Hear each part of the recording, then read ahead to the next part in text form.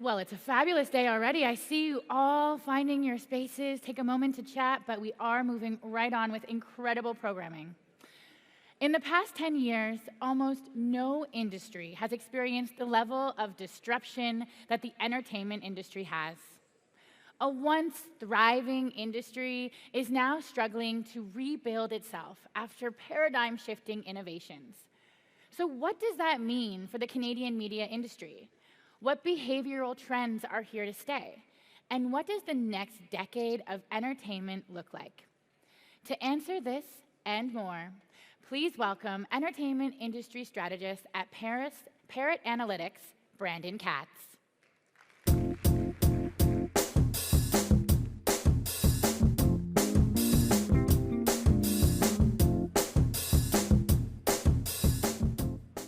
Hello, Toronto. As mentioned, my name is Brandon Katz. I have a bone to pick with whoever scheduled me after Aisha Curry. That is a tough act to follow. I'm going to do my best, though. Yes, I am an entertainment strategist with Parrot Analytics, and a little bit about me. I consider myself a proud couch potato. No one puts more effort and hard work into binge-watching TV than I do, so much so that when I was 15 years old, my parents sat me down, told me, son, you can't make a career out of loving TV. Here I am, fast forward to today, talking to you about that very subject. So I think I got the last laugh on that one.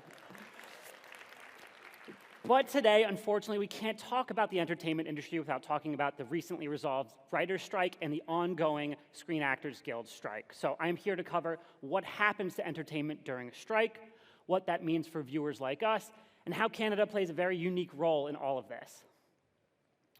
So who is Parrot Analytics? What does that even mean? Great rhetorical question, audience. Thank you for setting me up. I appreciate it. So say a friend recommends a new TV show to you. First thing you might do is Google it to read more. You might check it out on IMDb. You might go to Wikipedia. Then you might watch the trailer on YouTube, and you decide you like what you're seeing.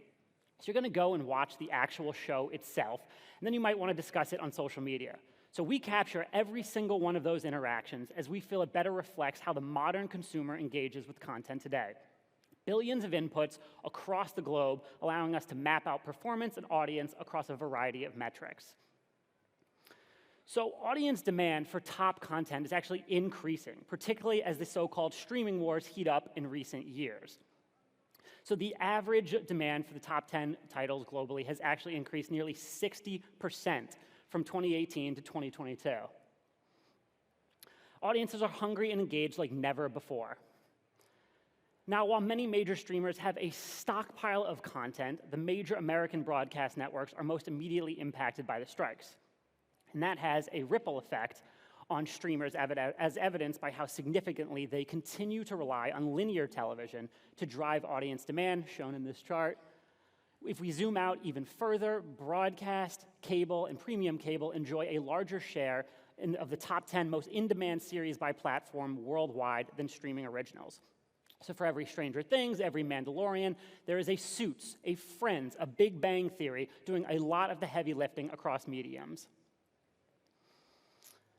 And despite that, the aforementioned stockpile of content, the rate of growth for new scripted originals has actually slowed over the last year. In other words, the industry isn't making as much new streaming content as it was before. So when surveying the entire scripted landscape in 2022, FX Network's president John Landgraf even surmised that the industry will see a decline beginning in this year. Strikes are only exacerbating that reality, leading to less available new content.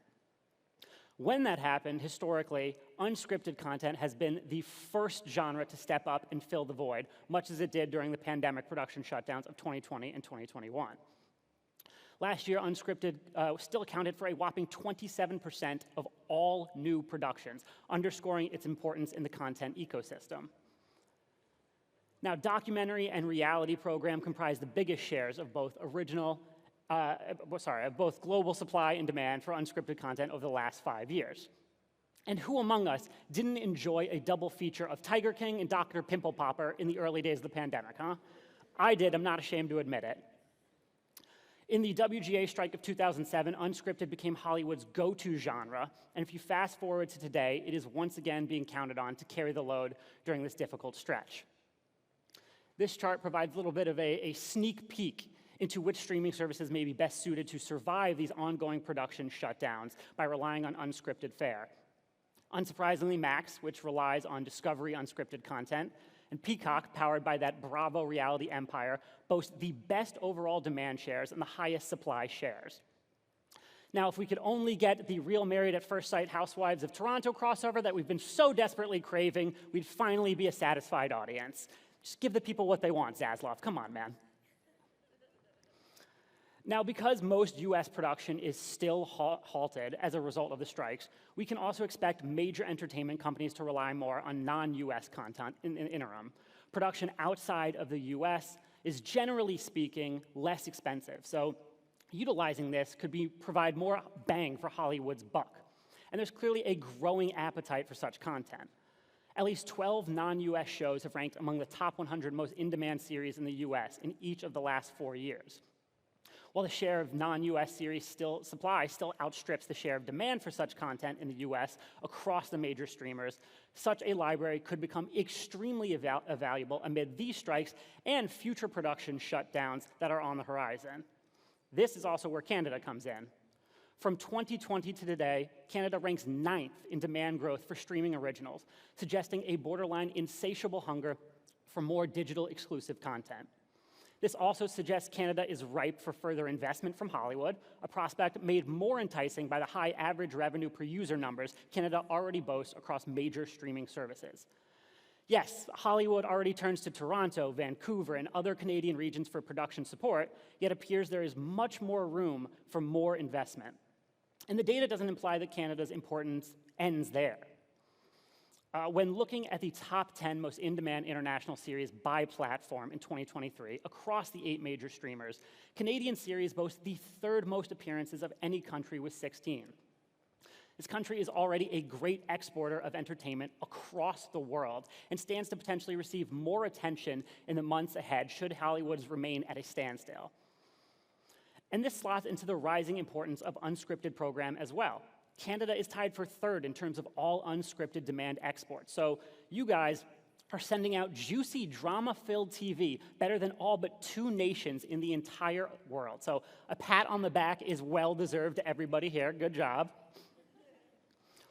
When looking at just the top 10 most in-demand Canadian TV titles worldwide from 2020 to August of this year, we notice a mix of genres. You've got horror, you've got historical drama, you've got kids, content, comedies.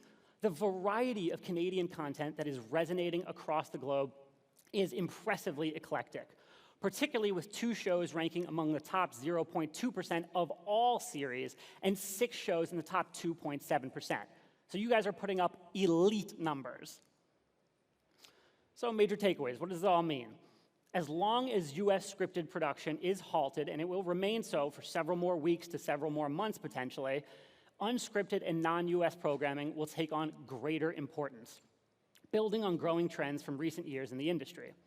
Within that, Canada is already a major player on the global entertainment stage, with an opportunity to further cement itself as an industry leader within this new era of entertainment media we are entering. Again, well-deserved pat on the back. Now, if interested, please feel free to download this presentation by scanning the QR code here. If you have any questions, further comments, or are just in need of some good TV or movie recommendations, you can please feel free to reach out to me, shoot me a note anytime. Thank you so much for your time, Toronto. Enjoy the rest of Elevate Festival.